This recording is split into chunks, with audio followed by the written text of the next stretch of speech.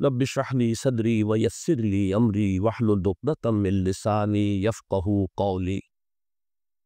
اللهم ربنا الهمنا رشدنا واعذنا من شرور انفسنا. اللهم ارحمنا بالقرآن العظيم. اللهم اجعله لنا اماما ونورا وهدى ورحمة. اللهم ذكرنا منه ما نسينا وعلمنا منه ما جهلنا وارزقنا تلاوته آناء الليل وآناء النهار واجعله لنا حجة يا رب العالمين آمین. رحیم انا اعطیناک الکوثر فصل لربک وانحر ان شانئک هو الابتر۔ اے نبی، ہم نے آپ کو خیر کثیر عطا کیا۔ اس خیر کثیر میں یہ تو یہ کہ حوض کوثر وہ بھی اسی میں شامل ہے، لیکن یہ کہ اس پر آپ کو 25-30 قول مل جائیں گے۔ قرآن سب سے بڑا خیر کثیر ہے، بہت بڑا خیر کثیر۔ حکمت، ومن یؤت الحکمت فقد اوتی خیرا کثیرا، جس کو حکمت اور دانائی دے دی گئی اس کو تو خیر کثیر دے دیا گیا۔ تو ہم نے آپ کو وہ سب کچھ عطا کر دیا ہے، اور بہتات کے ساتھ عطا کر دیا ہے، جو انسان کی انسانیت کے لیے، اس کے لیے یوں سمجھیے کہ ترہ امتیاز بن سکتا ہے۔ فصل لربک وانحر، پس اپنے رب کے لیے نماز پڑھا کیجئے اور نحر کیجئے، اونٹ قربان کیا کیجئے۔ یہ گویا کہ عید الاضحیٰ کا نقشہ آ گیا۔ فصل لربک، پہلے ہم نماز پڑھتے ہیں دوگانہ عید الاضحیٰ، اور پھر جا کر ہم قربانی کرتے ہیں۔ وانحر ان شانئک هو الابتر، یقیناً آپ کا دشمن ہی ہے کہ جو دم کٹا ہو جائے گا۔ اس کا پس منظر یہ ہے کہ جب حضور کے ایک صاحبزادے بچپنی میں فوت ہو گئے تو کچھ جو کفار تھے مکے کے، انہوں نے بڑی خوشیاں منائی کہ ایک ہی بیٹا تھا، باقی تو ان کی بیٹیاں ہیں۔ آپ کو معلوم ہے کہ 4 بیٹیاں تھیں حضور کی صلی اللہ علیہ وسلم، لیکن یہ کہ بیٹا جو تھا وہ ایک ہی تھا، وہ اللہ نے اٹھا لیا، تو بڑے خوشیاں منائی گئیں کہ یہ تو اب دم کٹا جیسے ہوتا ہے، جس کا کوئی پیچھے نام نہ رہ جائے۔ بیٹیوں سے تو نام چلتا نہیں، نام تو چلتا ہے بیٹوں سے، تو اب ان کا تو کوئی تذکرہ ہی نہیں رہے گا۔ کوئی بات نہیں، جب تک یہ ہیں آگے کوئی نام لینے والا نہیں۔ تو فرمایا کہ نہیں، ان کو تو کروڑوں بیٹے اللہ عطا کرے گا، کروڑوں اربوں بیٹے عطا کرے گا۔ ہاں اے نبی، آپ کا دشمن ضرور ہے کہ جس کا نام لیوا کوئی نہیں رہے گا۔ پابندی، اس کے قوانین، قواعد و ضوابط کا پورا لحاظ رکھتے ہوئے یہ ہے فصل لربک، اپنے رب کے لیے نماز پڑھیے، وانحر، اور اونٹ جو ہے نحر کیجئے، اللہ کی راہ میں قربانی کرتے رہیے۔ اس دونوں الفاظ کو جوڑ کر ایک نتیجہ نکالا ہے بعض حضرات نے کہ اس سے مراد خاص طور پر بقرعید کی نماز اور اس کے بعد جو نحر کیا جاتا ہے، آ کر قربانی دی جاتی ہے، تو یہ اس سے مراد ہے۔ لیکن یہ بھی میں سمجھتا ہوں کہ صرف ایک ذوقی سی بات ہے، ورنہ جو پس منظر ہے بالکل ابتدائی زمانے کی یہ صورتیں ہیں۔ اس وقت نہ بقرعید تھی، البتہ یہ چیزیں موجود تھیں، نماز آپ کو دے دی گئی اسی وقت، اور ظاہر بات ہے کہ جب تک آپ مکے میں رہے یقیناً آپ ہر سال حج کرتے رہے۔ کیسے ممکن ہے کہ آپ حج میں تھے جب اسی کعبے کا طواف کر رہے تھے جس میں 360 بت تھے، وہی کھڑے ہو کر نماز پڑھتے تھے اور سجدہ کرتے تھے جہاں دائیں بائیں بت رکھے تھے؟ تو حج کے معاملے میں تو ایسی کوئی شے تھی میں نہیں۔ مینا میں جانا ہے، عرفات میں جانا ہے، مزدلفہ میں، یا جو بھی ان کا باقی رہ گیا تھا، تو ہر سال آپ حج بھی کرتے ہو گے، اور یقیناً بہت سے اونٹ آپ قربان بھی کرتے ہو۔ آپ نے حجۃ الوداع میں 100 اونٹ نحر کیے، جن میں سے 63 اپنے دستے مبارک سے نحر فرمایا، اور بقیہ 37 حضرت علی نے آپ کی طرف سے کی۔ 100 اونٹ!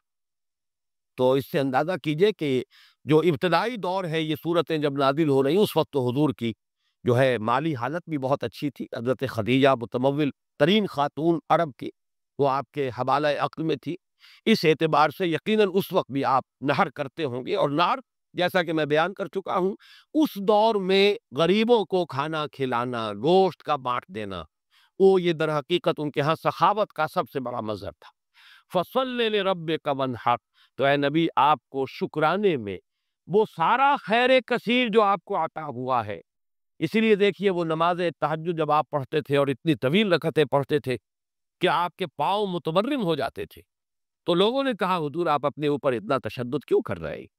آپ پہ تو اول تو کوئی گناہ ہے نہیں، کوئی آپ کے مقام کے اعتبار سے اگر کسی شے کو کہا جائے کہ کوئی فروگزاشت ہے تو اللہ تعالیٰ اس کی بھی معافی کا اعلان کر چکا، تو پھر آپ کو مشقت جھیلتے ہیں۔ تو جواب آپ کا کیا تھا؟ افلا اکون عبدا شکورا، تو کیا میں اپنے رب کا ایک شکر گزار بندہ نہ بنوں؟ میری یہ نماز شکرانے کی نماز ہے، میں اپنے رب کا شکر ادا کر رہا ہوں، اس نے جو مجھے خیر کثیر عطا فرمایا۔ اب جس درجے کا وہ خیر کثیر ہے اسی درجے کا شکر مجھے اپنی امکانی حد تک ادا کرنا ہے۔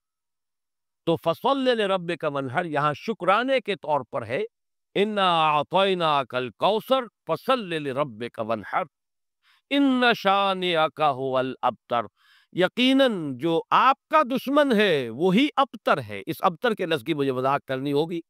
شنا، شین، نون اور حمزہ آتا دشمنی کے لیے۔ ولا یجرمنکم شنآن قوم علی اللہ تعدلوا تعدلوا اعدلوا هو اقرب للتقوی، دشمنی کسی قوم کی تمہیں آمادہ نہ کر دے کہ تم عدل سے راستہ جو ہے اپنا بدل لو اور دستکش ہو جاؤ، عدل پر رہو، چاہے تمہارا دشمن ہے اس کے ساتھ بھی انصاف کا۔ تو یہ شان، یہ ہے اس کے معنی دشمن۔ ان شانیہ کا ہو الابتر، یقیناً آپ کا دشمن ہی ابتر ہے۔ ابتر کے معنی کیا ہے؟ با تا را کا مادہ آتا ہے بطر، کسی شے سے کٹ جانا۔ خاص طور پر ایک درخت ہے، اس کی شاخ کٹ گئی، علیحدہ ہو گئی، شاخ بریدہ، ظاہر بات ہے اب اس کے لیے زندگی نہیں ہے۔ جب تک درخت سے جڑی ہوئی تھی اس کے لیے تر و تازگی تھی، وہ بڑھے گی، اس پر پھل بھی آتا اگر وہ آم کا درخت تھا۔ اب جب کٹ گئی تو اب وہ سوکھے گی، ختم ہو جائے گی، اس کے لیے کوئی تر و تازگی نہیں ہے، اس کا کوئی شاندار مستقبل نہیں ہے۔ تو یہ کسی شے سے کٹ جانا، اسی معنی میں قوم سے کٹ جانا، علیحدہ ہو جانا، تنہا رہ جانا۔ لا تجعلنی فردن، مجھے اکیلا نہ بنا دے۔ تو یہ جو آتا ہے کہ میں اکیلا نہ رہ جاؤں، اس کے لیے بھی یہ لفظ آتا ہے۔ اور پھر جس کا ذکر یا جس کا سلسلہ منقطع ہو جائے، جس کے ہاں اولاد نہ ہو، اب نام اس کا کہاں رہے گا، ختم ہو جائے گا، اولاد نہیں ہے، وہ بھی ابتر ہے۔ گویا کہ اس کا ذکر باقی رکھنے والا کوئی نہیں رہا، اس کا نام نہیں رہے گا دنیا میں، اس لیے کہ اولاد نہیں، خاص طور پر اولاد نرینہ۔ اسی طریقے سے جس جانور کی، جس چوپائے کی دم کٹی ہوئی ہے اسے ابتر کہتے تھے، دم کٹا، اس لیے کہ یہاں بھی کوئی شے کٹی ہوئی ہے اس کے جسم سے۔ تو یہ مختلف الفاظ ہے، یہ معنی ہے اس لفظ کے ابتر کی۔ اب اس کو نوٹ کیجئے، حضور کو ابتر کہا قریش نے، کن کن معنی میں کہا اس کی تفصیل میں ابھی آپ سنا رہا ہوں، اور اس کا جواب دیا جا رہا ہے کہ یہ آپ کو ابتر ٹھہرے، اے نبی در حقیقت یہ ابتر ہوگی، بلکہ یہ ابتر ہے، ان شانئک هو الابتر۔ حضور کو ابتر کس کس معنی میں کہا ہے؟ بالکل اوائل میں جب کہ حضور صلی اللہ علیہ وسلم نے اپنا پیغام شروع کیا ہے تو لوگوں نے کہا بطرا محمد منا، یہ ابن جریر کی روایت ہے، محمد ہم سے کٹ گئے، ہمارا اپنا ایک طریقہ تھا، ہماری تہذیب، ہمارا تمدن، ہماری روایات، ہمارا مذہب، ہمارے عقائد، اب محمد ہم سے کٹ گئے۔ کٹ گئے تو اس کا مطلب یہ ہے کہ یہ شاخ سوکھ جائے گی۔ یہ اگر جمعیت کے ساتھ رہتے، پورے اپنی قوم کے ساتھ رہتے تو ان کے لیے بھی شاندار مستقبل تھا، اب ان کا مستقبل بہت تاریک ہے۔ یہ بالکل ایسی بات ہے جیسے واصل بن عطا، یہ شاگردوں میں سے کہا حضرت حسن بصری رحمۃ اللہ علیہ کے، وہ تابعین میں سے ہے، ان کا شاگرد اور بڑا ذہین شاگرد، لیکن اس نے مسئلہ تقدیر پر، جبر و قدر پر بحثیں شروع کی، تو جب اس طرح کی باتیں اس نے کہیں کہ جو اہل سنت کے شایان شان نہیں، تو پھر حضرت حسن بصری نے اسے اپنے درس سے نکال دیا اور کہا کہ اعتزل عنا، یہ ہم سے علیحدہ ہو گیا، اب اس کا راستہ علیحدہ ہے، اس کا ہم سے کوئی تعلق نہیں۔ اسی اعتزل عنا سے اعتزال کا مذہب بنا ہے، اور معتزلہ کہلاتے علیحدہ ہو جانے والے لوگ۔ تو اسی طریقے سے قوم کا پہلا ریئیکشن یہ تھا حضور صلی اللہ علیہ وسلم کے بارے میں کہ بطرا محمد منا، محمد ہم سے کٹ گیا صلی اللہ علیہ وسلم۔ اسی طریقے سے ایک مرتبہ قریش کی بڑی کوئی چوپال کے اندر ان کی بڑی مجلس تھی، اور کعب بن اشرف جو ہے وہ آیا ہوا تھا، یہودی، مدینہ منورہ سے، اس وقت تک تو یثرب تھا، ابھی کہاں مدینہ منورہ، اس وقت تک تو یثرب ایک بستی تھی، اس کا نام یثرب، وہ تو حضور ہجرت فرما کر گئے تو پھر وہ مدینۃ النبی اور المدینۃ المنورہ بنا ہے۔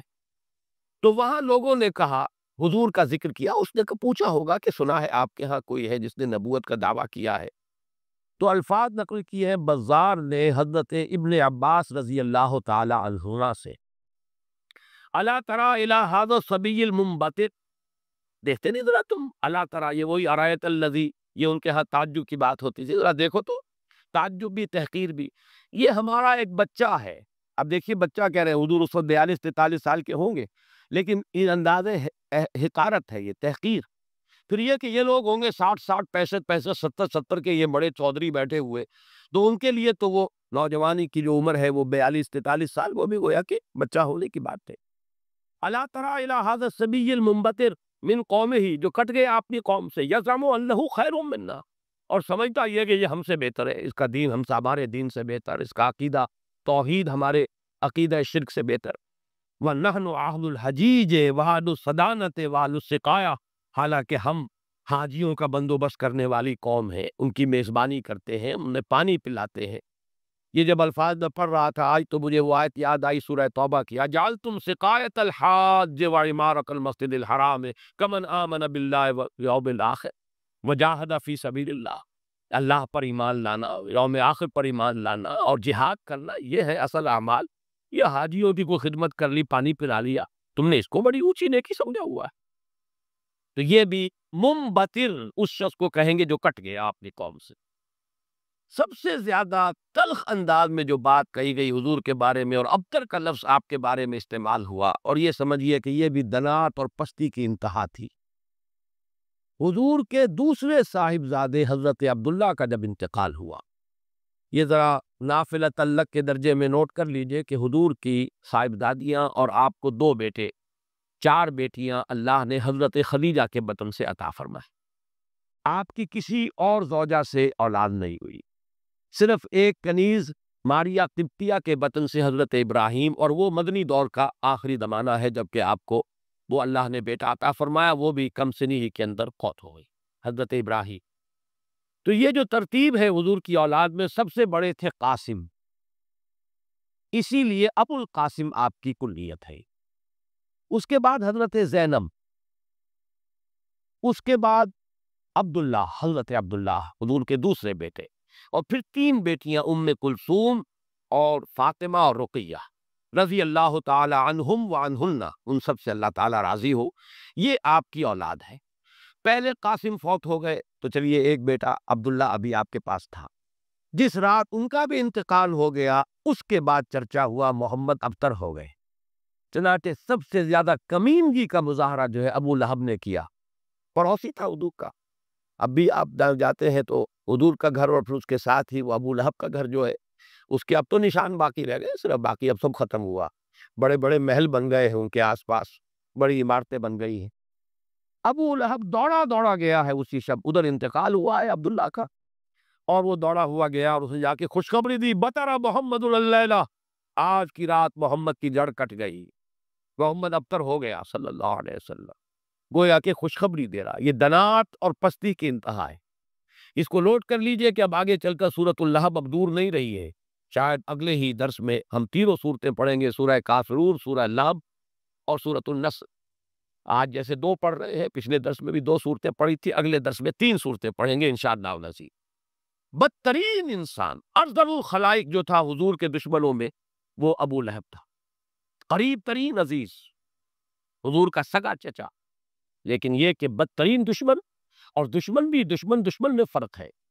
خدا پنج انگوش یکساں نہ کر، نہ ہر زن زن است و نہ ہر مرد مرد، خدا پنج انگوش یکساں نہ کر۔ آپ کے موافقین اور مومنین بھی برابر نہیں تھے، کہاں حضرت ابو بکر رضی اللہ تعالی عنہ، کہاں اس دور کے کوئی عام صحابی، پھر آپ کے دشمن بھی برابر نہیں تھے۔ تو بدترین دشمن یہ ابو لہب ہے، اور اندازہ کیجئے اس کی دنات کا کہ بطر محمد اللیلہ، آج کی رات محمد کی جڑ کٹ گئی، ابتر ہو گئے محمد، معاذ اللہ۔ یہی لفظ کہے تھے پھر عاص ابن وائل سہمی، جو آپ کے دشمنوں میں سے، مخالفین میں سے بہت بڑا چودھری تھا، ان محمد الابتر، اب تو محمد ابتر ہو گئے، ان کی جڑ کٹ گئی۔ لا ابن لہ یقوم مقامہ بعدہ، ان کا کوئی بیٹا رہا ہی نہیں کہ جو ان کی جگہ، ان کے مقام پر، ان کی جگہ پر کھڑا ہو، جانشین بنے، ان کے مشن کو آگے لے کر چلے۔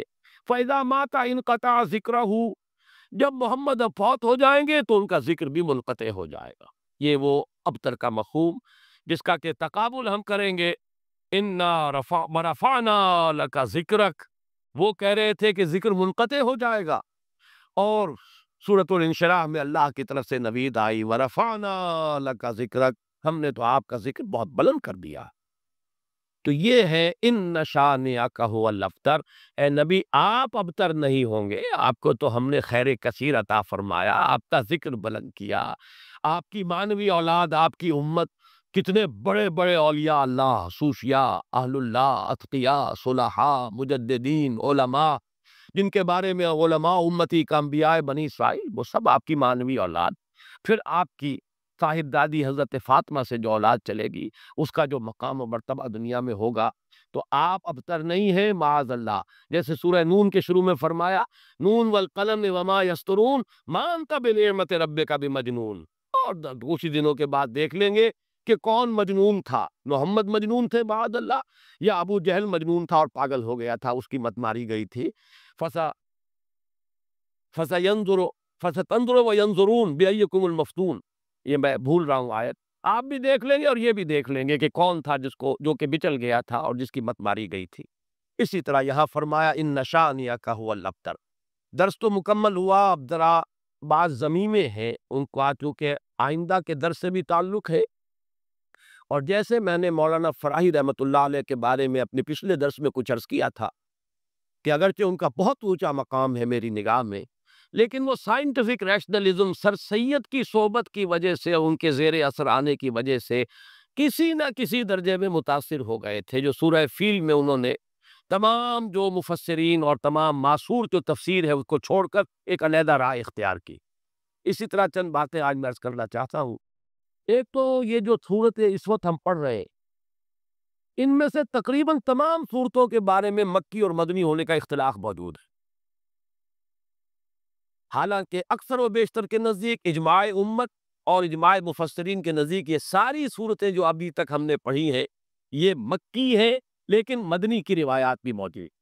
خاص طور پر اس سورہ مبارکہ کے بارے میں تو ایک ایسی روایت ہے جو مسلم شریف میں بھی ہے، مسند احمد میں بھی ہے، سنن ابی داؤد میں بھی ہے، سنن نسائی میں بھی ہے، اور حضرت انس رضی اللہ تعالی عنہ سے مروی۔ حضرت انس حضور کے خادم خاص رہے مدنی دور میں۔ اب ظاہر بات ہے وہ واقعہ بیان کر رہے ہیں۔ وہ کہتے ہیں کہ ایک روز حضور ہمارے مابین تشریف فرما تھے اور کچھ گفتگو ہو رہی تھی، اچانک کچھ آپ کو ایک خاص اونگ کی سی کیفیت آپ پر طاری ہوئی، یعنی آپ نے آنکھیں بند کی اور اس کے بعد آپ نے آنکھیں کھولی تو آپ کے چہرے پر مسکراہٹ تھی، تبسم تھا۔ ہم نے پوچھا کس بات پر؟ آپ نے فرمایا کہ مجھ پر سورت نازل ہوئی ہے، اور پھر بسم اللہ پڑھ کر آپ نے انا اعطیناک الکوثر فصل لربک وانحر ان شانئک هو الابتر، یہ سورہ مبارکہ سنائی۔ اب یہ روایت اتنی قوی ہے کہ اس کی بنا پر کچھ حضرات کی رائے ہے، اکرمہ اور مجاہد اور قتادہ، اور اس کو امام مسلم نے بھی تسلیم کیا، اور الاتقان میں امام سیوطی نے بھی اسے مدنی صورت قرار دیا، جبکہ حضرت ابن مردویہ سے یہ مروی ہے کہ ابن عباس، عائشہ اور ابن زبیر رضی اللہ تعالی عنہم یہ سب کے سب اسے مکی قرار دیتے ہیں، اور جمہور مفسرین نے اسے مکی قرار دیا ہے۔ میں نے خاص طور پر آج بات اس لیے بیان کی ہے کہ ان چھوٹی صورتوں کے بارے میں اکثر و بیشتر کے بارے میں اختلاف ہے، نمبر ایک۔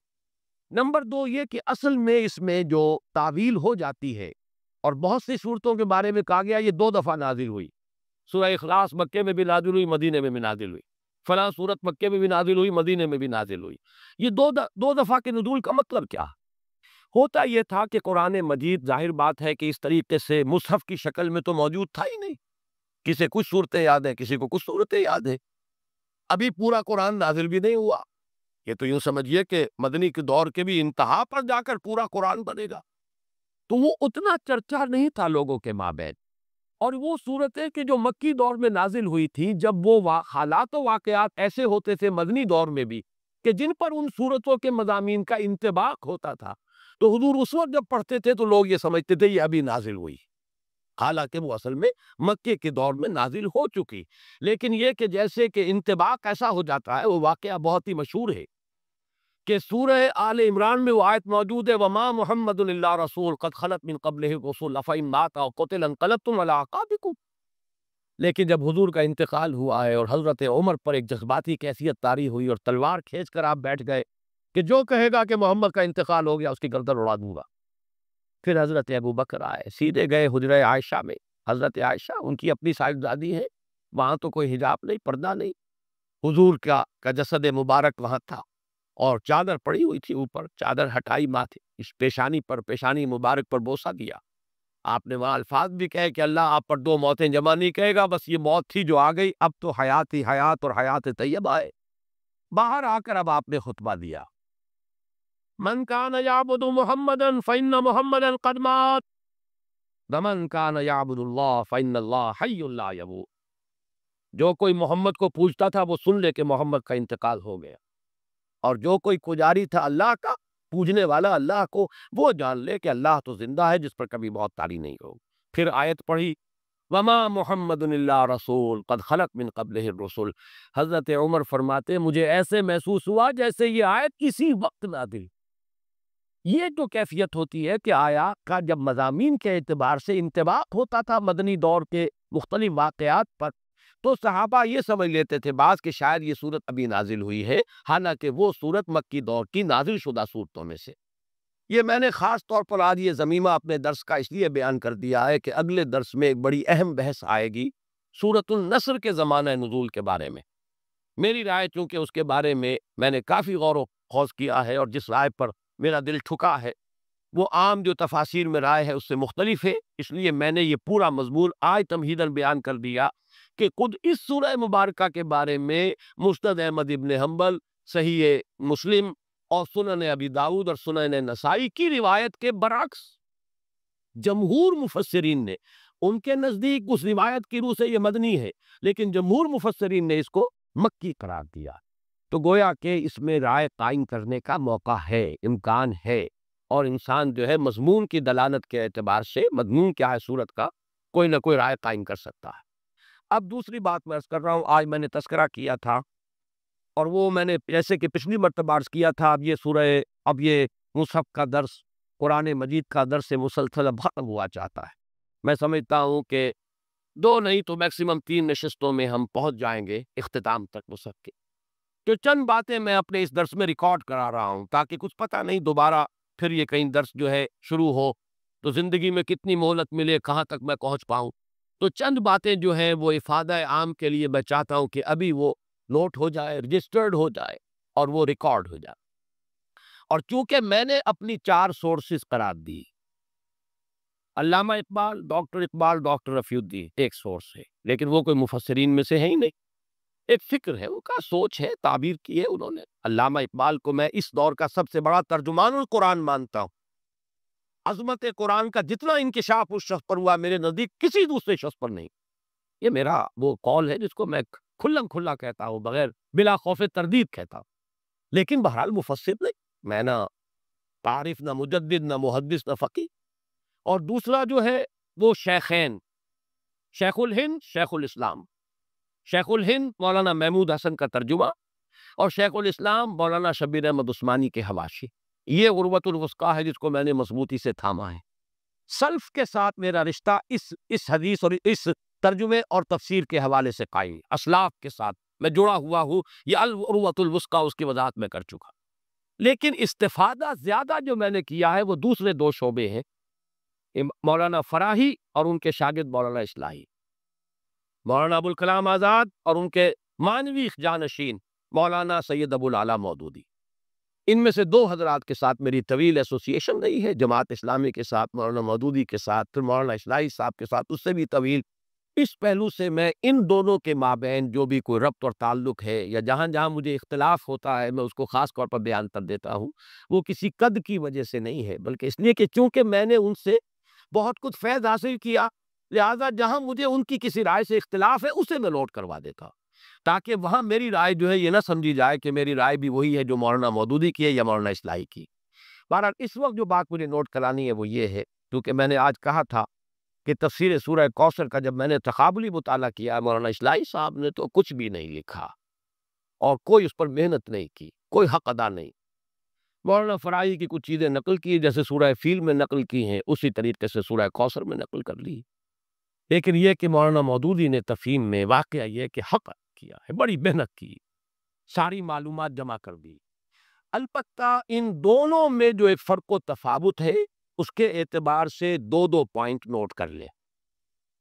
مجھ سے بہت سے لوگ مشورہ مانگتے ہیں کہ آپ کون سی تفسیر ریکمنڈ کرتے ہیں، تو میں ہمیشہ یہ کہا کرتا ہوں کہ مولانا مودودی کی تفہیم اگر صرف آپ پڑھتے ہیں تو حواشی جو ہے شیخ الہند کے اور شیخ اسلام کا ترجمہ اور حواشی وہ ضرور شامل کری۔ تو تدبر قرآن پڑھتے تو اس کے ساتھ بھی اس کو ضرور شامل کیجیے۔ اس کی کیا وجہ ہے؟ یہ دونوں تفسیریں، چاہے تفہیم القرآن ہو چاہے تدبر قرآن ہو، دین کا جو باطنی پہلو ہے، تصوف کی جو چاشنی ہے، اس سے یہ دونوں تفسیریں بالکل خالی ہیں، قائل ہی نہیں۔ جب قائل نہیں تو ادھر ان کی توجہ نہیں ہوئی، ان حقائق پر نگاہ لے گئی۔ موتی ہیں بکھرے ہوئے ہیں، لیکن یہ کہ آپ کی توجہ نہیں ہے، آپ کو نظر نہیں آگے کہ موتی بکھرے ہوئے ہیں۔ مولانا مودودی کا بھی وہ مزاج نہیں، مولانا اصلاحی صاحب کا بھی وہ مزاج نہیں، بلکہ مولانا اصلاحی صاحب زیادہ ہی سخت ہے۔ اس اعتبار سے ان دونوں کی تفسیروں کے اندر یہ پہلو جو ہے، ایک پہلو بہت ہی یہ سمجھیے کہ یعنی نظر انداز ہو گیا ہے، اس پہلو سے وہاں بڑی کمی ہے۔ اس کمی کو پورا کرنے کے لیے حرکی پہلو تفہیم القرآن میں ہے، تدبر قرآن مجید کے اپنے اسالیب، زبان کی بحث، ادب کے حوالے سے، اور نظم القرآن، قرآن کا نظم، سورتوں کا، آیات کا، یہ مولانا اصلاحی صاحب کا خاصہ ہے۔ لیکن دونوں چونکہ اس سے خالی ہے، معنوی اور وہ جو روحانی مباحث ہے، تصوف کے موضوعات ہے، لہذا اس کو تو شامل کرنا چاہیے ہر صورت، یعنی شیخ الہند کا ترجمہ اور مولانا شبیر احمد عثمانی کے حواشی۔